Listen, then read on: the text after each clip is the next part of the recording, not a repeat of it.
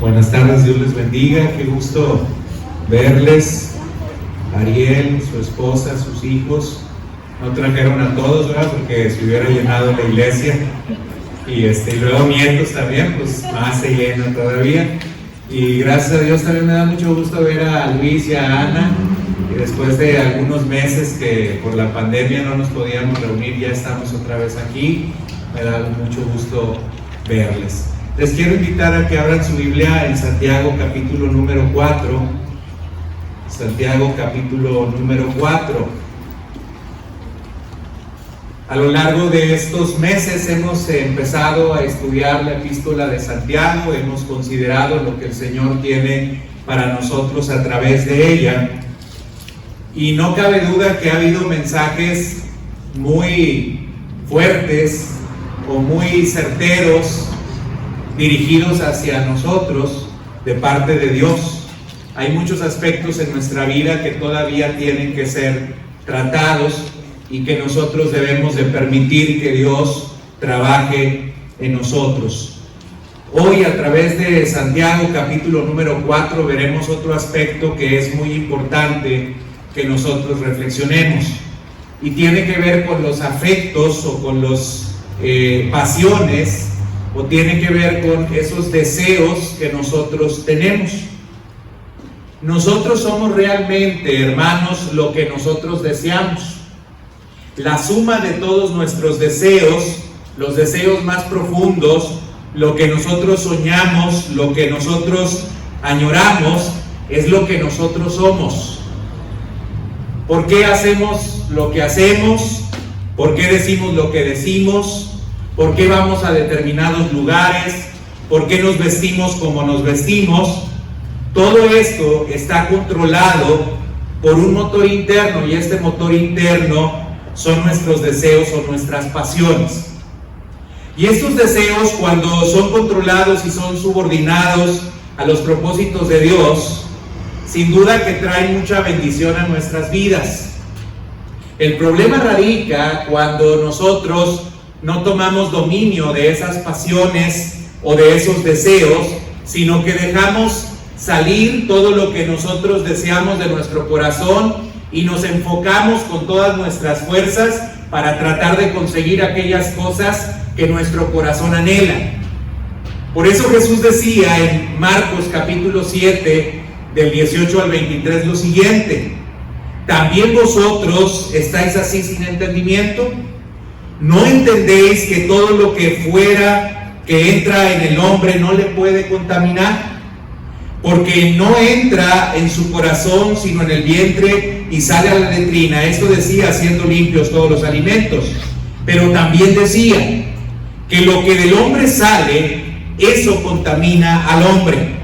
Porque de dentro del corazón de los hombres salen los malos pensamientos, los adulterios, las fornicaciones, los homicidios, los hurtos, las avaricias, las maldades, el engaño, la lascivia, la envidia, la maledicencia, la soberbia, la insensatez. Todas estas maldades de dentro salen y contaminan al hombre. Jesús, a través de Marcos, y hay otro evangelista que también refiere este mismo texto que acabo de leer, nos deja muy en claro que el problema está en el corazón. Lo que nosotros somos es lo que hay en nuestro corazón. Lo que nosotros vamos a hacer, lo que nosotros vamos a decidir, lo que nosotros vamos a decir, va a salir de lo profundo de nuestro corazón. Y la carta de Santiago, aquí en el capítulo número 4, nos permite descubrir los efectos nocivos de nuestras pasiones, o las consecuencias tan funestas que pueden provocar el que cedamos sin ningún freno a todas aquellas cosas que nosotros anhelamos. Pero también el capítulo 4 al mismo tiempo nos va a señalar cómo es que nosotros podemos librarnos de estas pasiones o de estos deseos desordenados. Quiero que leamos el versículo 1 y que nos demos cuenta dónde está el foco central del pasaje entre los versículos 1 al 10. Dice Santiago allí: ¿de dónde vienen las guerras y los pleitos entre vosotros? Y luego de que él hace esta pregunta, inmediatamente contesta a través de otra pregunta cuando dice: ¿no es de vuestras pasiones que combaten en vuestros miembros? Cuando nosotros leemos el versículo número 1 y lo leemos de corrido y no ponemos atención a lo que Santiago nos está diciendo aquí, a veces podemos llegar a pensar que de lo que Santiago nos quiere hablar es simplemente de cómo se originan los conflictos o los pleitos o las guerras. Y a veces asumimos que ese es el foco central del pasaje: hablar acerca de los conflictos, hablar acerca de las guerras o hablar acerca de los pleitos. Sin embargo, hermanos, los conflictos y las guerras, así como otras cosas que más adelante el texto nos van a mencionar, en realidad estaban siendo producidos o están siendo producidos o causados por una cosa, y esta se convierte en el foco central del pasaje. Me refiero a las pasiones. Cuando hace la segunda pregunta, Santiago, en el versículo 1, está poniendo el foco en el tema del cual pretende desarrollar en los 10 versículos siguientes. Habla acerca de las pasiones. Una de las cosas que producen las pasiones o los deseos o los anhelos sin control que hay en nuestro corazón, sin duda son los pleitos y son las guerras. Pero no es lo único que produce estas pasiones. ¿Cómo podemos entender lo que es una pasión? Cuando aquí Santiago está utilizando la palabra pasión en el texto, está utilizando la palabra griega edoné, que significa deseo o significa placer. De ahí viene la palabra hedonismo. El placer, si usted lo busca en cualquier diccionario, lo puede encontrar como significado el goce o el disfrute físico o espiritual por la realización o la percepción de algo que gusta o se considera bueno. También placer se puede definir como diversión o como entretenimiento. Placer se puede entender como voluntad, consentimiento o beneplácito. Y la palabra pasión también tiene su significado. Significa perturbación o afecto desordenado del ánimo, o inclinación o preferencia muy viva a alguien o algo por parte de una persona. O se puede también entender como el apetito de algo o la afición vehemente a él. Todo esto nos está queriendo decir Santiago cuando habla acerca de las pasiones que hay en nuestro corazón. Estas pasiones son esos deseos por disfrutar cualquier cosa, ya sea física o sea espiritual, que nosotros consideramos bueno. Esas pasiones o esos deseos tienen que ver con esa inclinación a buscar aquellas cosas que nos entretienen, que nos divierten, con aquellas cosas que a nosotros nos producen simplemente placer. Aquellas cosas que me placen y aquel deseo fuerte que yo tengo por conseguirlas, a esto le llamamos pasiones.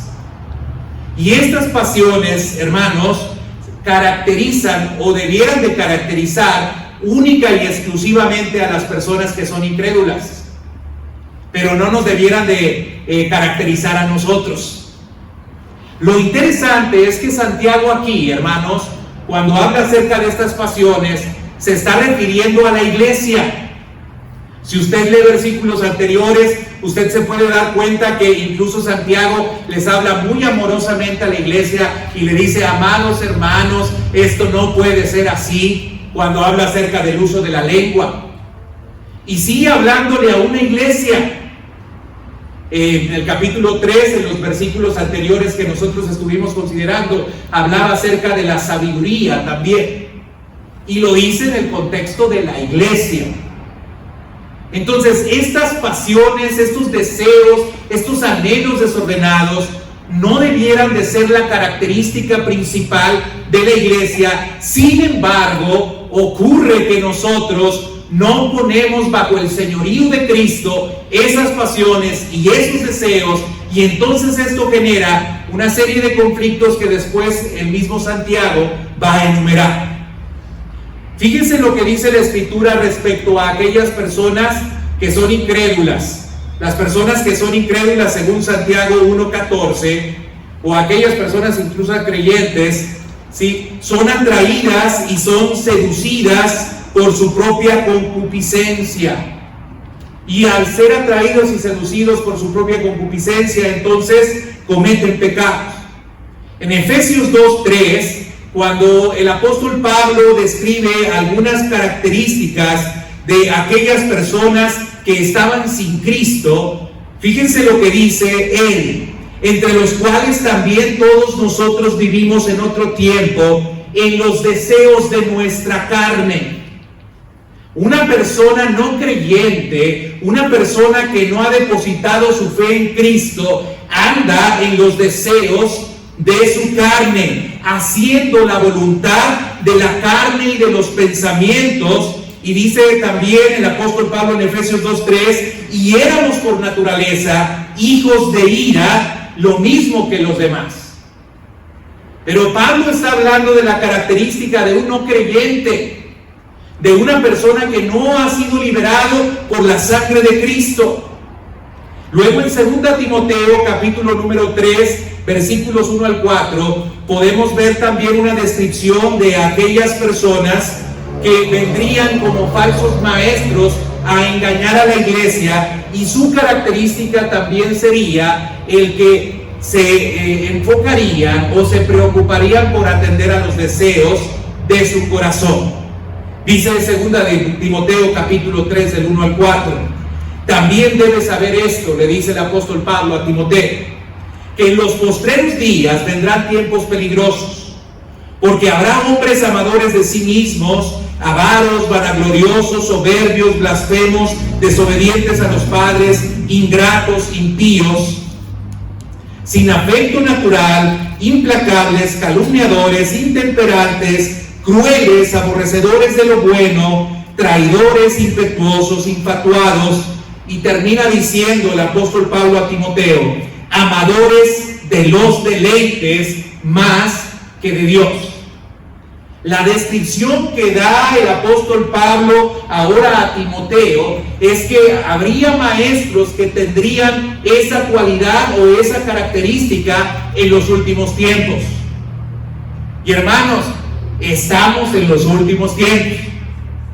El día de hoy, muchos de los mensajes que se dan en algunas congregaciones tienden a favorecer o a motivar o a inspirar a las personas para que vayan tras los deseos de su corazón.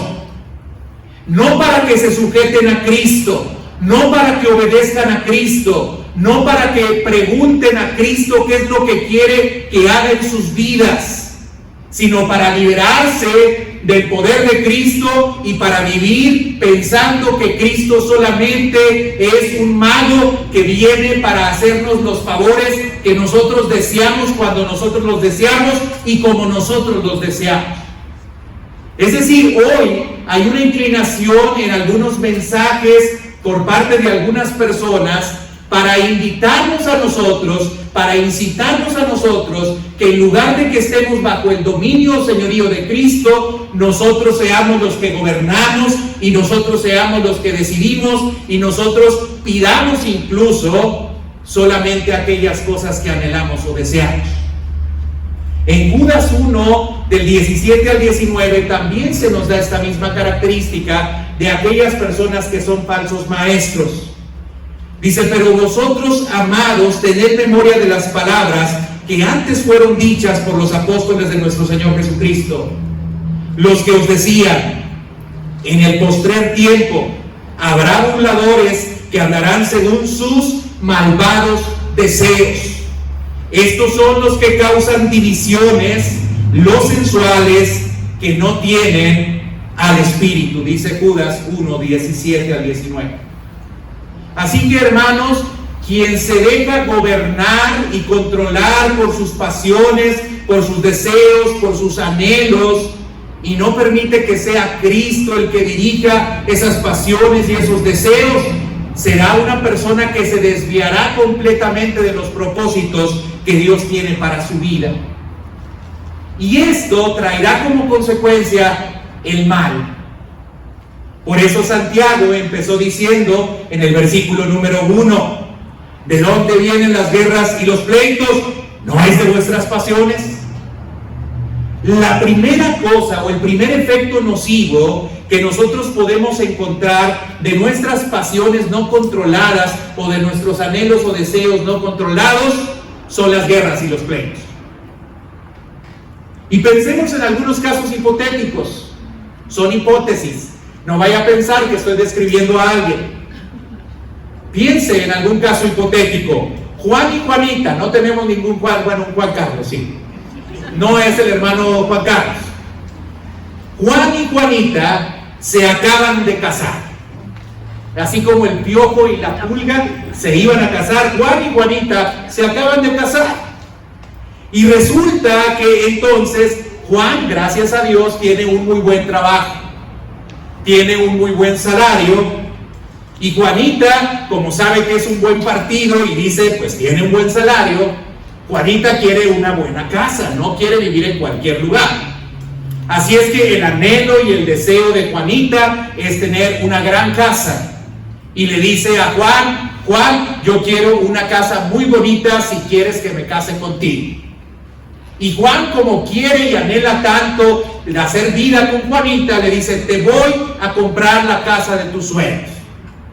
Y entonces le compra la casa de los sueños, pero Juan también tiene otros anhelos. Él quiere tener carro nuevo, quiere tener carro del año. Y entonces Juan, como sabe que tiene un buen salario, dice, yo voy entonces a comprarme un carro del año, un carro nuevo. Y la única forma que encuentra para hacerlo, pues es un crédito, porque pues ya compró una casa, la casa también fue a crédito, y no le queda otra más que hacer el esfuerzo, tratar de ajustarse y comprar entonces también el carro de sus sueños. Él también tiene anhelos, él también tiene deseos, él también tiene pasiones finalmente, no solamente Juanita. Y entonces resulta que todo va más o menos bien, pero ¡zas! Que queda embarazada Juanita.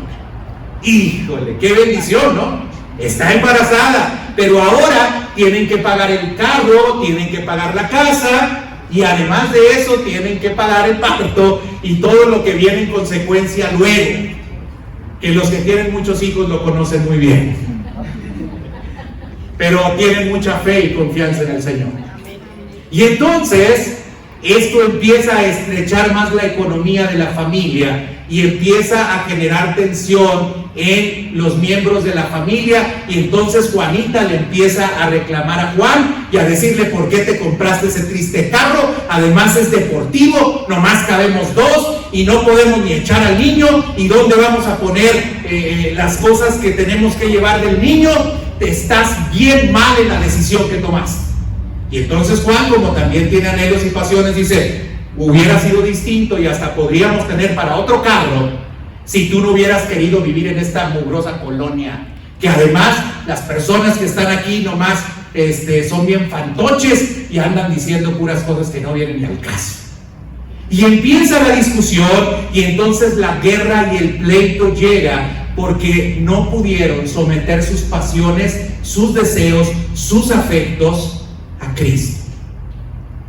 ¿Qué dice Cristo en relación a esos deseos o anhelos que nosotros tenemos? No dice, mas buscad primeramente el reino de Dios y su justicia, y todas las cosas vendrán por añadidura, pero nosotros buscamos la añadidura y luego buscamos a Cristo. Nos equivocamos, porque no podemos hacer cesar ese deseo, ese anhelo, esa pasión, y entonces esto genera un conflicto, una guerra. Esta es la primera hipótesis. Vamos a pensar en una segunda hipótesis. Juanita, esta Juanita es tremenda. Ahora Juanita siente celos porque parece ser que Roberto y Susana, no hay ningún Roberto ni ningún Susana, ¿verdad? Roberto y Susana ocupan un lugar más prominente en la iglesia. Y entonces Juanita dice, ay no, el pastor nomás se junta con Roberto y Susana, y como son sus amigos, entonces pues les da un lugar preferencial y los considera mucho y les presta mucha atención a todo lo que ellos dicen, y eso no está bien. Además, creo que yo tengo más cualidades y más capacidades que Roberto y Susana para hacer algunas cosas dentro de la iglesia, y no me dejan hacer absolutamente nada en la iglesia. El pastor no me da oportunidad de hacer absolutamente nada. Entonces un día Juanita, cansada de la injusticia que han cometido contra ella, ásperamente llega con Susana y se pone a discutir con Susana y le dice a Susana que está muy mal, que si ella piensa que es muy buen líder, está muy equivocada, porque ella no sabe absolutamente nada. Ella tiene más conocimiento de las escrituras, además es cristiana de tercera generación y ella acaba de venir a los pies de Cristo. Entonces Susana, pues obviamente se pone triste y se pone a llorar. Se entera su esposo Roberto, y entonces su esposo Roberto le enerva que le hagan algo a su esposa, y viene y se mete en conflicto también con Juanita. Y cuando Juanita se ve conflictuada con él, pues entonces Juan tiene que hacer lo mismo. Y ya se conflictuaron dos parejas. Pero resulta que conflictuadas estas dos parejas, algunos hermanos de la iglesia se empiezan a enterar. Y como se empiezan a enterar, pues algunos empiezan a jalar para un lado y otros empiezan a jalar para otro. Y el fin de esto es que la iglesia termina dividida. Hermanos, ¿no será pertinente escuchar a Santiago cuando Santiago dice, ¿de dónde vienen las guerras y los pleitos? Y luego contesta, ¿no es de nuestras pasiones? ¿No es de esos anhelos? ¿No es de esos deseos? ¿No son de esas pasiones que no queremos hacer morir, que no queremos entregar a Cristo? Nosotros estamos buscando solamente aquellas cosas que nos produzcan placer, que nos agraden, que nos gusten, y no estamos considerando lo que Dios quiere. Pero este no es el único problema que produce, hermanos, el que nosotros demos rienda suelta a nuestros deseos, anhelos o pasiones. Hay otros efectos. Veamos el segundo efecto, hermanos, cuando dice en el versículo 12, en la primera parte, codiciáis y no tenéis, matáis y ardéis de envidia. Fíjense, ahí me quiero detener. Santiago va a presentar 4 cosas que son frustrantes para cualquier persona cuando no quiere dejar hacer morir esos anhelos y esos deseos. La primera es esta: codiciáis y no tenéis, matáis y ardéis de envidia. Pero luego empieza a señalar algunas otras cosas más. Lo primero que encontramos aquí, hermanos, es un pecado desordenado. Cuando nosotros no hacemos cesar esos deseos, esos anhelos, esas pasiones, entonces el pecado va a tomar dominio y control de nuestra vida, al grado tal que como nosotros anhelamos y deseamos eso y no podemos postergar el tener eso, vamos a mirar a aquella persona que ya lo tiene y lo vamos a mirar con codicia y con envidia. Yo quiero esa casa, pero la tiene mi hermana. ¿Por qué mi hermana tiene esa casa y yo no tengo esa casa? Yo quería ese trabajo, pero me lo ganó X persona. ¿Por qué lo tiene él y no lo tengo yo? Y entonces la codicia empieza a tomar dominio también de nuestra vida, y llegamos incluso, dice Santiago, a matar. Obviamente que Santiago está haciendo referencia aquí al Sermón del Monte. Cuando Jesús hablaba acerca del asesinato, pues obviamente lo estaba diciendo en el sentido figurado. A veces decíamos una cosa que queremos, así decimos literalmente, ojalá que se muera. Y se nos hace fácil a veces expresar o decir este tipo de cosas. Ojalá que te vaya mal. Ojalá, pues no sé, Paquita la del barrio tiene más frases para decir y para dedicarle a una persona cuando estamos codiciando alguna cosa que la otra persona tiene. No está hablando de asesinato de manera literal, pero hermanos, no estamos lejos a veces de llegar a ese punto de manera literal cuando nosotros codiciamos algo o cuando nosotros anhelamos algo. Y si quiero un ejemplo, inmediatamente en la Biblia Dios nos lo da a través de la historia de Caín y Abel.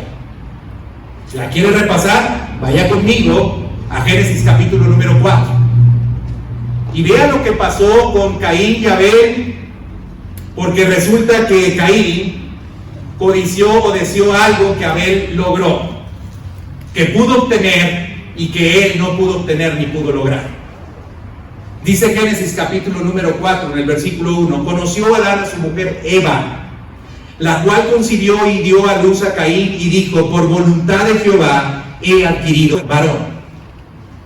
Después dio a luz a su hermano Abel, y Abel fue pastor de ovejas y Caín fue labrador de la tierra. Y aconteció, andando el tiempo, que Caín trajo del fruto de la tierra una ofrenda a Jehová, y Abel trajo también de los primogénitos de sus ovejas, de lo más gordo de ellas. Y miró Jehová con agrado a Abel y a su ofrenda. Y aquí está la clave para que el problema se generara. Caín no pudo soportar que Dios miró con agrado a Abel, pero no a él. Sin embargo, el corazón de Caín no fue generoso, porque en ninguna parte de la escritura se dice que Caín haya ofrecido lo mejor, y Abel dice que le ofreció a Dios lo mejor que tenía. Hermanos, muchas veces nosotros codiciamos cosas que otros tienen, pero ¿sabes por qué las otros la tienen? Porque los otros se han esforzado, han trabajado por conseguirlas. Nos es muy fácil decir: aquel tiene dinero porque es corrupto. Hermanos, no todas las personas que tienen riqueza lo son porque sean corruptas. Pero a veces codiciamos la posición que el otro tiene y entonces fácilmente hacemos declaraciones y decimos: no, pues que es bien tranza. Pues así que chiste. No, yo porque soy honesto no tengo todo lo que tiene esa persona, pero esa persona lo tiene porque ha sido bien corrupto. Codiciamos, hablamos mal, matamos al otro, pero no nos esforzamos por trabajar. Les compartí esta semana a través de uno de los salmos, no lo hizo Samantha, ella fue quien lo expuso, y hablábamos acerca de que Dios provee todo lo que nosotros necesitamos, pero hay un esfuerzo y hay una ley que estableció para que nosotros podamos recibir ese fruto, y este es que nosotros trabajemos y nos esforcemos. No podemos, hermanos, tener algunas cosas si no trabajamos también por ellas. Matar, codiciar, tiene que ver con un deseo que hay en nuestro corazón, con un anhelo al cual no queremos nosotros renunciar.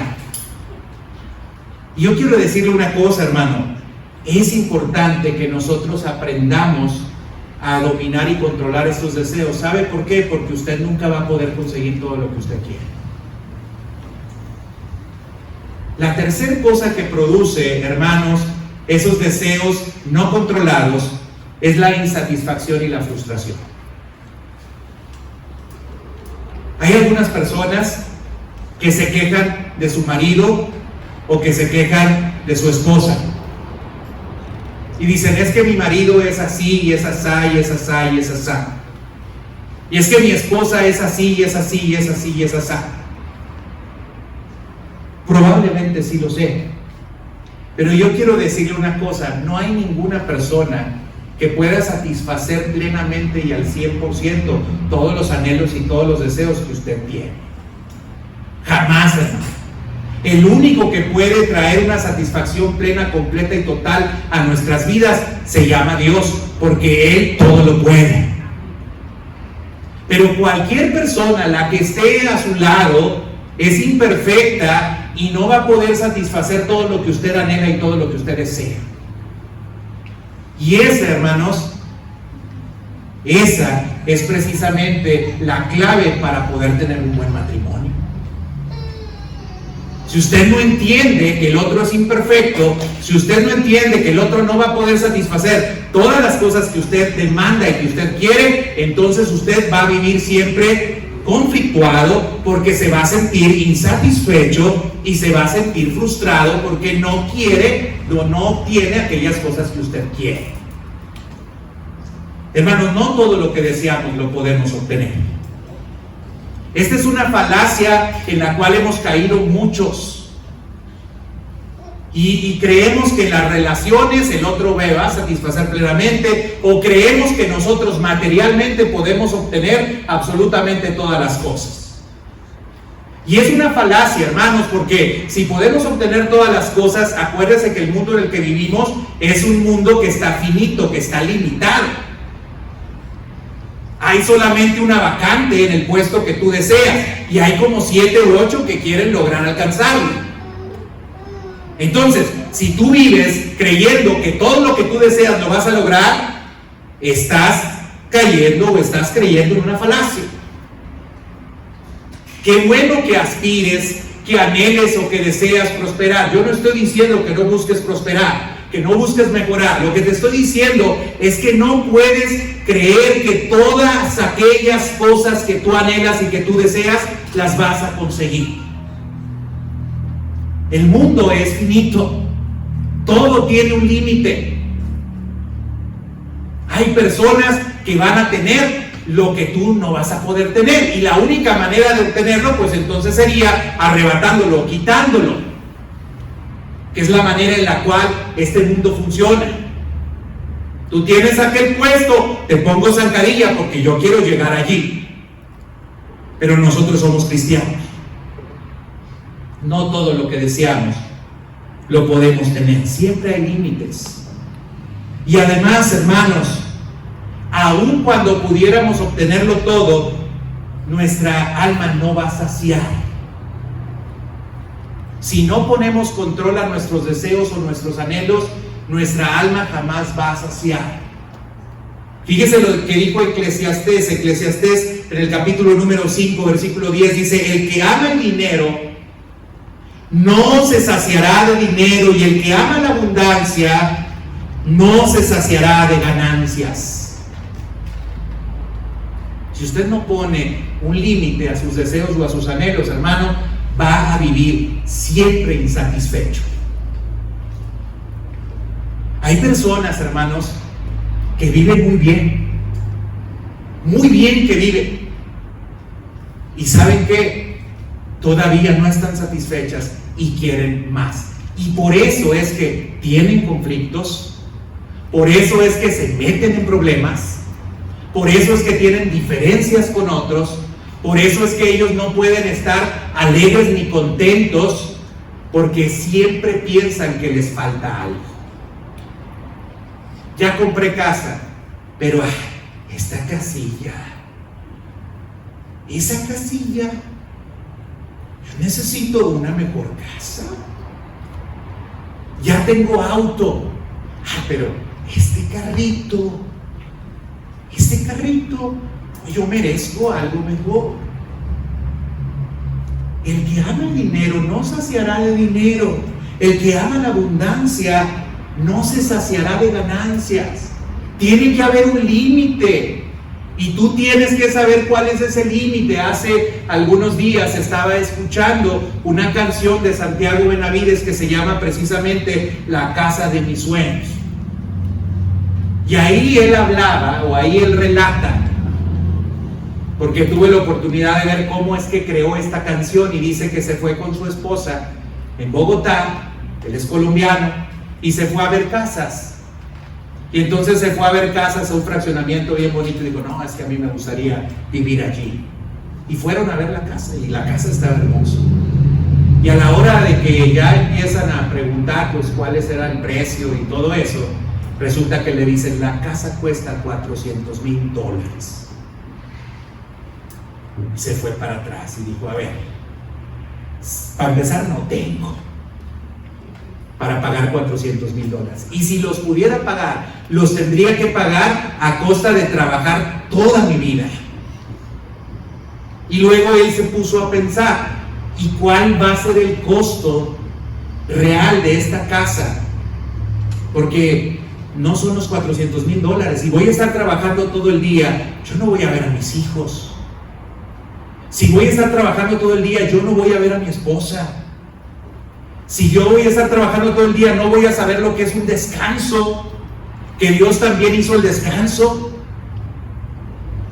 Tengo que aprender a poner un límite a mis deseos, a mis anhelos, a mis afectos, y tengo que aprender a vivir con contentamiento. Así decía el apóstol Pablo: sé vivir cualquiera que sea mi situación, en todo sé contentar.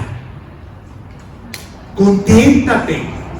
Si no te contentas, vas a vivir siempre insatisfecho y frustrado. Por eso dice Santiago: y no podéis alcanzar. Combatís y lucháis, pero no tenéis lo que deseáis. Hay una anécdota que refiere que Alejandro Magno tenía alrededor de 33 años. Alejandro Magno, cuando llegó a conquistar todo el mundo, terminó su última conquista y se puso a llorar. Y todos preocupados porque estaba este emperador o este gran hombre llorando, le preguntaron que por qué lloraba. Y la respuesta de este hombre dijo: es que ya no tengo más reinos que conquistar. Mi vida no tiene propósito, mi vida no tiene sentido, ya lo logré todo y ahora me siento vacío. Y así lo explicó también Salomón.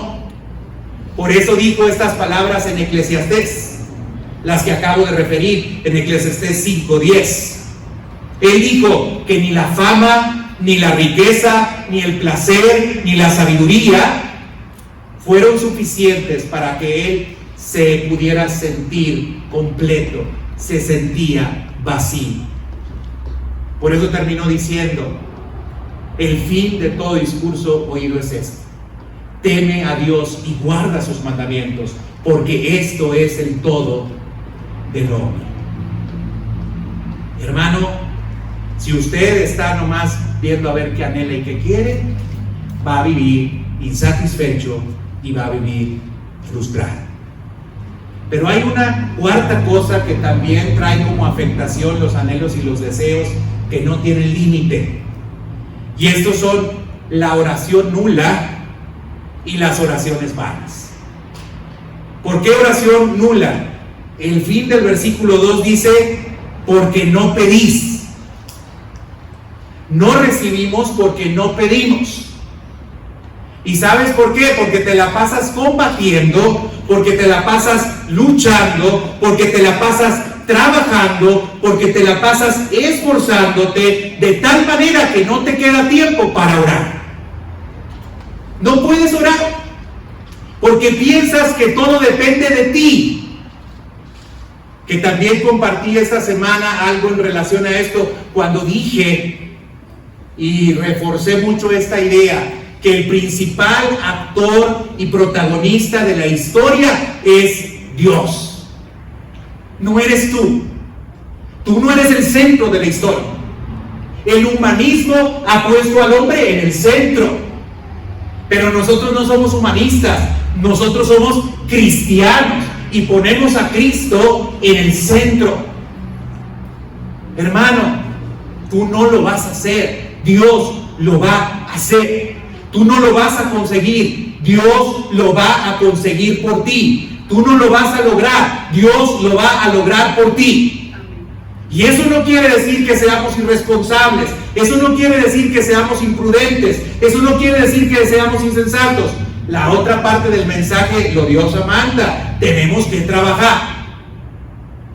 Pero hermano, si toda la vida la llevamos nosotros pensando que somos nosotros los que vamos a lograr las cosas, hermano, yo quiero decirte que esto te va a apartar de Dios y no te va a permitir orar a Él y pedir a Él. Hermano, vea lo que dice, por eso 1 de Samuel capítulo 2 versículos 6 al 8. Jehová mata y Él da vida. Él hace descender al Seol y hacer subir. Jehová empobrece y Él enriquece. Abate y enaltece. Él levanta del polvo al pobre y del muladar exalta al menesteroso, para hacerle sentar con príncipes y heredar un sitio de honor. Porque de Jehová son las columnas de la tierra, y Él afirmó sobre ellas el mundo. Es Dios, hermano, no es usted. Y si usted se la pasa combatiendo, luchando y trabajando, entonces no va a pedir, porque va a pensar que se trata de lo que usted hace. Se trata de lo que Dios puede hacer, porque de Él es todo. Por eso el Salmo 104, que refería hace un momento, dice: Él riega los montes desde sus aposentos. Del fruto de sus obras se sacia la tierra. Él hace producir el heno para las bestias y la hierba para el servicio del hombre, sacando el pan de la tierra y el vino que alegra el corazón del hombre, el aceite que hace brillar el rostro y el pan que sustenta la vida del hombre. Hermano, quien sabe que de Dios son todas las cosas, entonces aprende a orar. Pero no solamente aprende a orar, sino que no hace oraciones vanas. Aquel que también ha permitido que Dios tome control y dominio de sus vidas y no está buscando solamente lo que anhela o desea, no va a hacer oraciones vanas. Mire, hermano, el día de hoy el Evangelio de Prosperidad ha llenado a las iglesias de oraciones vanas. Por lo único que se ora en las iglesias, en la mayoría de las iglesias, son puras cuestiones materiales. Hermano, le pido que esté orando mucho por mí porque quiero comprar un carrito. Y el carrito es BMW. Es que es humilde, hermano. De humilde condición, como decía Santiago. Hermano, le pido mucho que esté orando porque quiero comprar una casa. Y ojalá que así hicieran las solicitudes. Ahora es: declara, proclama, di, confiesa. Tú vas a tener esa casa, tú vas a tener ese coche. Y lo único que está produciendo es cristianos carnales y ¿sabes qué? Insatisfacción. Porque el único que tiene esas casas y esos carros es el predicador al cual van y le dejan el diezmo. Es el único que tiene esas casas y que tienen esos carros. Porque dentro de la teología de la prosperidad se predica: siembra. Si tú siembras y das una ofrenda, entonces el Señor te lo va a retribuir y te lo va a dar. La teología de la prosperidad dice: pacta con Dios. Haz un pacto con Él. Trae tus $100, trae tus $1,000, traes tus $2,000 y entrégalos al Señor, porque Dios te va a prosperar si tú lo haces. No sé de dónde sacan eso, pero de la Biblia no. ¿Tiene sentido y lógica? Pues a lo mejor sí, si saben manejar los argumentos. Y lo saben manejar bastante bien. Pero hermanos, la oración no puede ser por cosas vanas. Cuando estuve haciendo un estudio respecto a la oración y que les compartí 30 días de oración, hermano, en esas oraciones lo menos que había eran solicitudes por cuestiones de tipo material. Me di cuenta que en las oraciones en la Biblia lo menos que aparece, hermanos, es orar por cuestiones materiales. Vi a un apóstol Pablo preocupado porque la iglesia pudiera conocer la anchura y la profundidad del amor de Dios.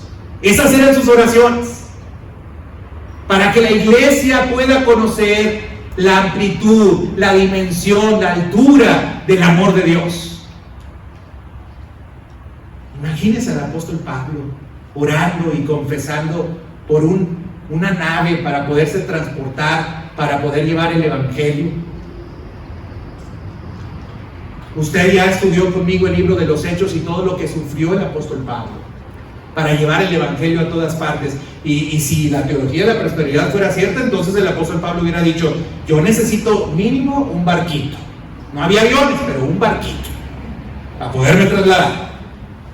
Y bueno, porque luego naufrago en el mar y Estoy a punto de morir y a mí no me gusta eso. Andarme muriendo, pues a nadie le gusta.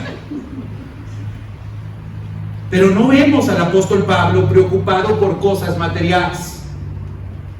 La búsqueda de los placeres, hermanos, nos lleva a veces a hacer oraciones muy vanas. Y ahí es donde se nota la condición de nuestro corazón. Por eso empecé con el pasaje de Marcos 7 con Jesús. ¿Qué sale de nuestro corazón? Pues lo que nosotros anhelamos y deseamos, hermano. Nadie está anhelando que el evangelio llegue a lo último de la tierra. Nadie está anhelando ni está preocupado porque una persona venga a Cristo. Están preocupados porque necesitamos tener una casa nueva. Pero esas no eran las preocupaciones de los cristianos, ni debieran de ser nuestras preocupaciones, hermanos.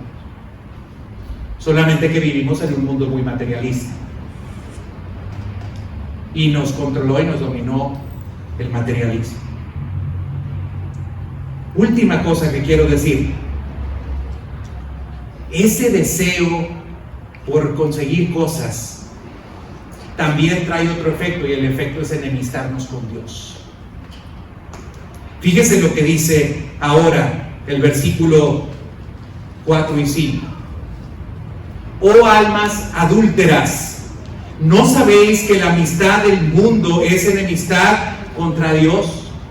Cualquiera que quiera ser amigo del mundo se constituye en enemigo de Dios. ¿O pensáis que la Escritura dice en vano, el Espíritu que Él ha hecho morar en vosotros nos anhela celosamente? Fíjense ahora, Santiago, por eso les decía yo al principio, es como si fuera un profeta del Antiguo Testamento y utiliza un lenguaje propio del Antiguo Testamento. El adulterio aquí es concebido no como una falla que ha cometido un esposo o una esposa. El adulterio es concebido aquí como la falta que nosotros cometemos a Dios, utilizando como base o fundamento o como analogía el matrimonio. ¿Qué esposo o qué esposa va a estar contento de que su esposo pues esté con otra persona? Por supuesto que no va a estar contento. Dice, no améis al mundo ni las cosas que están en el mundo. Si alguno ama al mundo, el amor del Padre no está en él. Porque todo lo que hay en el mundo, los deseos de la carne, los deseos de los ojos y la vanagloria de la vida, no provienen del Padre, sino del mundo. El mundo pasa y sus deseos, pero el que hace la voluntad de Dios permanece para siempre. Fíjese lo que está diciendo ahora Juan. No puedes amar al mundo y a Dios. Y Jesús también fue claro en señalarlo cuando en Mateo 6:24 dijo, ninguno podéis servir a dos señores. O aborrecerá a uno y amará al otro, o estimará al uno o menospreciará al otro. No podéis servir a Dios y a las riquezas. Hermanos, nos constituimos como enemigos de Dios cuando buscamos las cosas terrenales y las cosas de este mundo. Jesús nos enseñó a orar por eso, por esas cosas materiales, y a no afanarnos ni preocuparnos por qué habríamos de comer o qué habríamos de vestir, porque Dios conoce y Dios sabe de qué cosas nosotros tenemos necesidad. Mire, hermano, a lo mejor usted puede decir, ay, pastor, pero es que yo no soy así. ¿Será?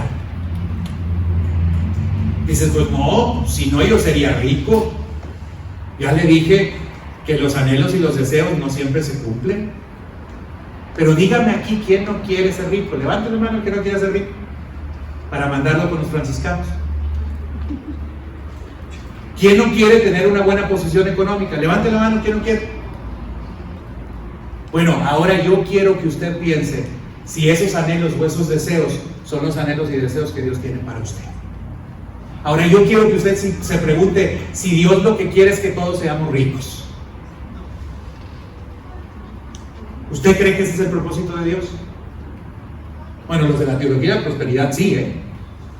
Y quien no es rico está en pecado. Hermano, bola de pecadores, ¿qué les pasó? No es el propósito de Dios. Así que teniendo vestido y comida debemos estar contentos, hermanos. ¿Le ha faltado que comer? ¿Le ha faltado que vestir? Se ve muy nutridito, hermano. Y estamos en plena pandemia. No nos ha faltado nada. Dios es bueno.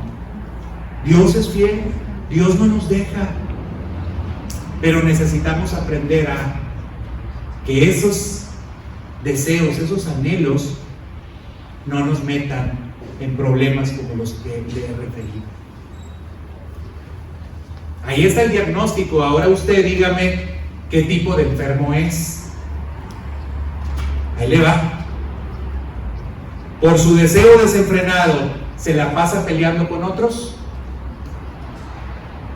No, son bien lindos ustedes, se ven que no pelean con nadie. Por sus deseos, ¿dan a luz algún clase de pecado desordenado como envidia o como codicia? Tampoco, ¿verdad? Me voy a pasar al otro, aquí lo traigo anotado. La tercera es, por sus deseos, ¿se sienten alguna vez insatisfechos o frustrados? ¿O ustedes siempre dicen, no, yo estoy pleno, tengo todo, no me falta nada? Cuarto, de estos tampoco uno se me hace. Por sus deseos, ¿ha dejado de orar? ¿O solamente hace oraciones vanas? ¿No se acuerda de orar por su pastor? No, ¿el pastor qué? Yo quiero la casa.